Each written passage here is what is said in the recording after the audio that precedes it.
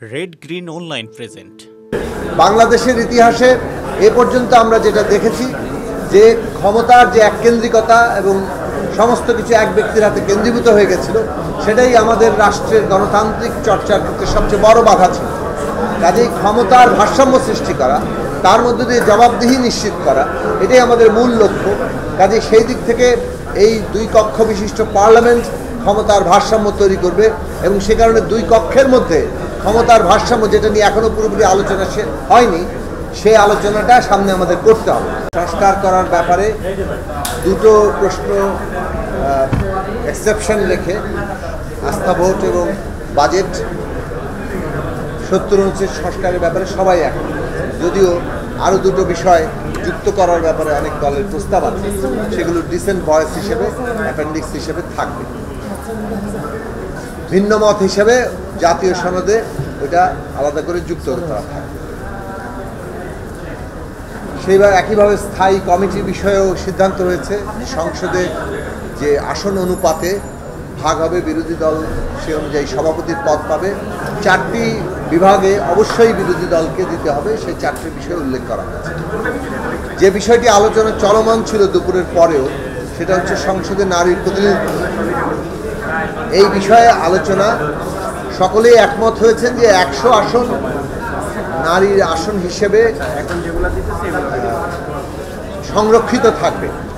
সাধারণ আসনের বাইরেও 100 আসন নারী প্রতিনিধিত্ব আকারে সংরক্ষিত থাকবে। এই 100 আসন কিভাবে নির্বাচিত হবে সেই প্রক্রিয়া নিয়ে এখনও কোনো ঐকমত্য পুরোপুরি তৈরি হয়নি। অনেকগুলো প্রস্তাব আছে। আমরা ঘূর্ণায়মান পদ্ধতিকে, সরাসরি নির্বাচন এবং ঘূর্ণায়মান পদ্ধতি, এটাকে সমর্থন করেছি। এর বাইরেও আরও বেশ কয়েকটি প্রস্তাব আছে, কিন্তু ঘূর্ণায়মান পদ্ধতিতে সকলের ঐকমত্য তৈরি হয়নি। ফলে এই বিষয়ে আলাপ আলোচনা করা, রাজনৈতিক দলগুলো নিজেদের মধ্যে আলোচনা করা, দলের ভিতরে পারস্পরিক আলোচনা করা এবং একটা ন্যূনতম ঐকমত্যে পৌঁছানোর জন্য আমরা প্রস্তাব করেছিলাম যে এই আলোচনাটি মুলতবি রেখে আগামী সপ্তাহে আবার আলোচনাটা নিয়ে আসা, যাতে করে আমরা একটা ঐকমত্যের জায়গায় পৌঁছাতে পারি। একইভাবে এটা দ্বিকক্ষ বিশিষ্ট পার্লামেন্টের ক্ষেত্রে আমাদের প্রস্তাব হচ্ছে, যেটা নামকরণ করা হয়েছে প্রস্তাবে, যে নিচেরটা জাতীয় সংসদ, উচ্চ কক্ষের নাম সিনেট। আমরা প্রস্তাব করেছি নিচেরটা জাতীয় সংসদ এবং উপরের কক্ষের নাম হবে জাতীয় পরিষদ। এইভাবে জাতীয় সংসদ এবং জাতীয় পরিষদ দুই কক্ষ বিশিষ্ট পার্লামেন্ট আমাদের তৈরি করা দরকার।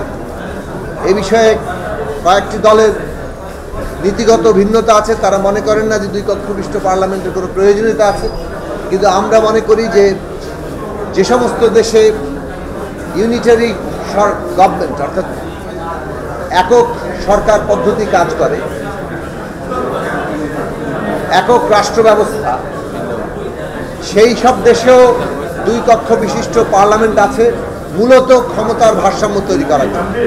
বাংলাদেশের ইতিহাসে এ পর্যন্ত আমরা যেটা দেখেছি যে ক্ষমতার যে এককেন্দ্রিকতা এবং সমস্ত কিছু এক ব্যক্তির হাতে কেন্দ্রীভূত হয়ে গেছিল, সেটাই আমাদের রাষ্ট্রের গণতান্ত্রিক চর্চার ক্ষেত্রে সবচেয়ে বড় বাধা ছিল। কাজেই ক্ষমতার ভারসাম্য সৃষ্টি করা, তার মধ্যে দিয়ে জবাবদিহি নিশ্চিত করা, এটাই আমাদের মূল লক্ষ্য।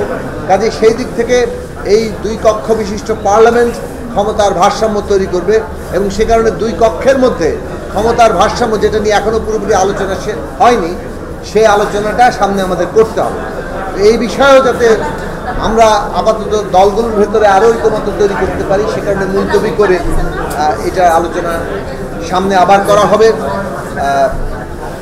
আপনারা শুনেছেন যে আমরা আমাদের অবস্থান বলেছি যে বিশেষত প্রধান বিচারপতি নিয়োগের ক্ষেত্রে মূলত বিচারক নিয়োগের নীতিমালা কিভাবে তৈরি হচ্ছে, যেহেতু আমাদের বিদ্যমান সংবিধান এবং বিভিন্ন কমিশন প্রস্তাব আছে, রাষ্ট্রপতি প্রধান বিচারপতি নিয়োগ দেবেন, কিন্তু কি পদ্ধতিতে দেবেন সেটা আসলে সাধারণভাবে বিচারক কিভাবে নিয়োগ হচ্ছে তার পদ্ধতির সাথে সম্পর্কিত। কারণ তলা থেকে যদি দলীয়করণের কোনো সুযোগ থাকে, উপরে এসে দলীয়করণ ঠেকানো খুব মুশকিল হয়।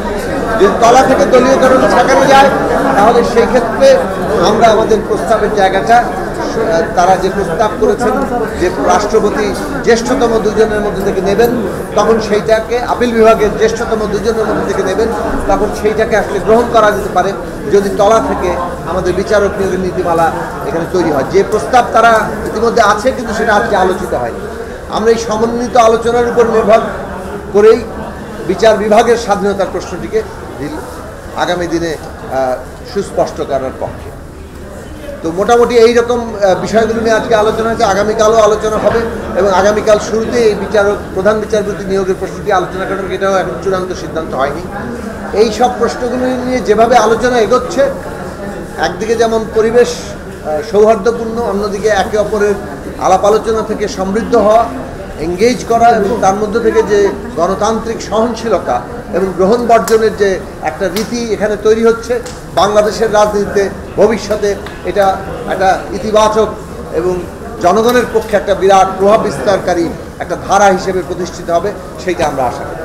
এই বিশেষ প্রতিবেদনটি যদি আপনাদের ভালো লেগে থাকে অথবা উপকৃত হন, তাহলে অবশ্যই এই চ্যানেলটি সাবস্ক্রাইব করুন এবং লাইক, কমেন্ট ও শেয়ার করে রেড গ্রিন অনলাইনের সাথেই থাকুন। Thanks to everyone, red green online.